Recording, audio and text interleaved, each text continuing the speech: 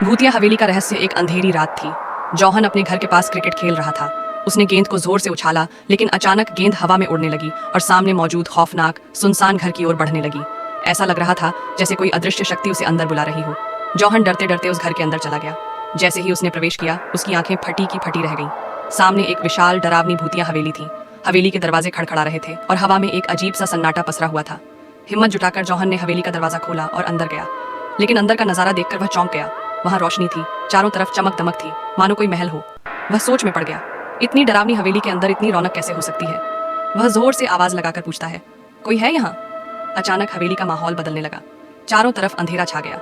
उसकी टॉर्च हवा में उड़ने लगी, ठंडी हवाएं चलने लगी और तभी एक काली बिल्ली लाल चमकती आंखों के साथ उसके पीछे आ गई। जौहन का दिल तेजी से धड़कने लगा। डरकर जौहन एक कमरे में भागा, लेकिन वहां का दृश्य बिल्कुल अलग था। फिर से वही रोशनी, वही रौनक। वह राहत की सांस लेता ही था कि तभी पीछे से एक बूढ़ी औरत की आवाज आई। जैसे ही जौहन पलट कर देखता है, वह औरत अजीब सा मुस्कुराती है। यह देख जौहन घबराकर फिर से भागता है और हवेली के पिछले हिस्से में पहुंच जाता है। वहां एक खौफनाक सूखा पेड़ था और उसके नीचे एक पुरानी कब्र। अचानक कब्र से आवाज आई, मैं वही औरत हूँ जिसे तुमने अंदर देखा था। मुझे इस कैद से आजाद करो। कैसे? जौहन हिम्मत जुटाकर पूछता है। उस पेड़ के पास जाओ और जमीन में लगे फूल को उखाड़ दो, तभी मैं मुक्त हो जाऊंगी, वह आवाज कहती है। जौहन डरते डरते पेड़ के पास गया और जमीन से फूल निकाला। तभी अचानक अंधेरा छंटने लगा। हवेली की खौफनाक दीवारें बदलने लगीं और देखते ही देखते वह एक सुंदर महल बन गया। चारों तरफ हरियाली छा गई। सुबह की पहली किरण के साथ हवेली का सारा खौफ खत्म हो गया। जौहन ने एक आत्मा को आजाद कर दिया था।